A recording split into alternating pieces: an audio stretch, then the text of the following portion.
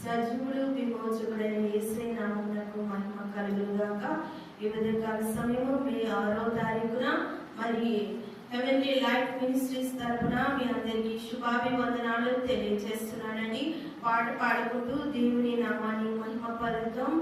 హల్లెలూయా. ఘనమైనవి నీ కార్యములు నా ఎడల, స్థిరమైనవి నీ ఆలోచనలు నా యేసయ్యా. ఘనమైనవి నీ కార్యములు నా ఎడల, స్థిరమైనవి నీ ఆలోచనలు నా యేసయ్యా. కృపలను పొందుచు కృతజ్ఞత కలిగి స్తుతులర్పించెదను అన్ని వేళలా. కృపలను పొందుచు కృతజ్ఞత కలిగి స్తుతులర్పించెదను అన్ని వేళలా. అనుదినము నీ అనుగ్రహమే, ఆయుష్కాలము నీ వరమే. ఘనమైనవి నీ కార్యములు నా ఎడల, స్థిరమైనవి నీ ఆలోచనలు నా యేసయ్యా. నీ కృప తప్ప వేరొకటి లేదయా. నీ మనసులో నేనుంటే చాలయా. బహుకాలము నేనున్న స్థితిలో నీ కృప నా ఎడ చాలునంటివే. నీ అరచేతిలో నన్ను చెక్కుకుంటివి, నాకేమి కొదువా. ఈ స్తుతి మహిమలు నీకే చెల్లించెదను జీవితాంతం. ఘనమైనవి నీ కార్యములు నా ఎడల, స్థిరమైనవి నీ ఆలోచనలు నా యేసయ్యా. ఈ ఉదయకాల సమయము మే 6వ తారీఖున మనకి వాగ్దానం అందించడానికి పాస్టర్ సల్మాన్ రాజు గారిని ఆహ్వానిస్తున్నానండి.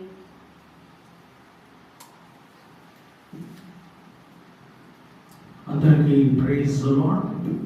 మరి దేవుడు ఈ ఉదయకాలము తన వాగ్దానమును వాక్యంలో నుంచి చదువుకొని ధ్యానించుకుందాం. 1 సమూయేలు 12వ అధ్యాయము 23వ వచనంలో మనము ధ్యానించుకోబోతున్నాం. కానీ శ్రేష్టమైన చక్కని మార్గమును మీకు బోధిద్దును. ఆమేన్. చూడండి, సమూయేలు ఇజ్రాయెల్ ప్రజలతో మాట్లాడుతున్న మాట. ఈ మాట ఎందుకు సమూయేలు ఇజ్రాయెల్ ప్రజలతో మాట్లాడాడో మనం తెలుసుకోవాలి. మొదటగా ఈ సందర్భం ఏంటి, లేకపోతే ఆ సమయంలో ఇజ్రాయెల్ ప్రజలు సమూయేలు దగ్గరకు వచ్చి ఏం కోరుకున్నారు, ఏమి అడిగారు, ఏమి అడగటం బట్టి సమూయేలు ఈ మాట మాట్లాడుతున్నాడో మనము నేర్చుకున్నాం. మనం గమనించామనుకోండి, ఈ అధ్యాయంలో ఇజ్రాయెల్ ప్రజలందరూ సమూయేలు ప్రవక్త దగ్గరకు వచ్చి ఈ విధంగా అడుగుతున్నారు, లోకంలో ఉన్న విధముగా మాకును ఒక రాజుని నియమించండి, మాకును ఒక రాజుని దయచేయండి అని ప్రవక్త అయిన సమూయేలు దగ్గరకు వచ్చి అడిగినప్పుడు ప్రవక్త అయిన సమూయేలు చాలా బాధపడతాడు, దుఃఖపడతాడు. దేవుడు ప్రవక్త అయిన సమూయేలుతో మాట్లాడి దర్శించి, నేను సమూయేలుకి ఒక రాజుని నేను బయలుపరచబోతున్నాను, సమూయేలుకి నేను ఒక రాజు గురించి తెలియచేయబోతున్నానని మనము గమనించవచ్చు. ఇక్కడ ఒక మాట అంటాడు 21వ వచనంలో, 20-21లో, అంతటా సమూయేలు జనులతో ఇట్లా నేను భయపడకుడి, మీరు ఈ కీడు చేసిన మాట నిజమే, అయినను యెహోవాను విసర్జింపకుండా ఆయనను అనుసరించుచు పూర్ణ హృదయంతో ఆయనను సేవించుడి. ఆయన విసర్జింపకుడి, ఆయనను విసర్జించువారు ప్రయోజనము మాలినవై రక్షింపలేని మాయా స్వరూపం అనుసరించెదరు, నిజముగా అయి మాయయే అని మాట్లాడుతున్నాడు. మీరు ఏదైతే కోరిక కలిగి ఉన్నారో, ఏదైతే మీరు ఏమంటారో ఆశ కలిగి ఉన్నారో, అది మీ జీవితంలో ఏ మాత్రము దేవునికి ఇష్టం లేనిది. మీరు రాజును కోరుకుంటున్నారు, దేవుని విసర్జిస్తున్నారు, రాజుని నియమించమంటున్నారు, దేవుని మీరు అంగీకరించట్లేదు రాజుగా మీరు. అయినా కానీ దేవుడు మిమ్మల్ని క్షమించాడు. దేవుడు మిమ్మల్ని ఏమంటారు అర్థం చేసుకొని మిమ్మల్ని మీ కొరకు ఒక రాజును ఆయన నియమించి ఉన్నాడని చెప్తూ ఈ విధంగా అంటున్నాడు. ఏమంటున్నాడంటే, నా మట్టుకు నేను మీ నిమిత్తము ప్రార్థన చేయుటకు మానుట వలన యెహోవాకు విరోధముగా పాపము చేసిన వాడనగుదును, అది నాకు దూరమవును కాక, కానీ శ్రేష్టమైన చక్కని మార్గము మీకు బోధింతును అంటున్నాడు. ఆమె ఏంటి ఆ శ్రేష్టమైన మార్గము? మీకు అర్థమైందా? ఇప్పుడు యెహోవాను ఉండటం, దేవుణ్ణి విడిచిపెట్టడం, ఒక రాజుగా ఒక వ్యక్తిని, ఒక మానవుని రాజుగా నియమించుకోవటం, ఒక మానవుడిని అధికారిగా నియమించుకోవటం, ఒక మానవుడిని నాయకుడుగా నియమించుకోవటం.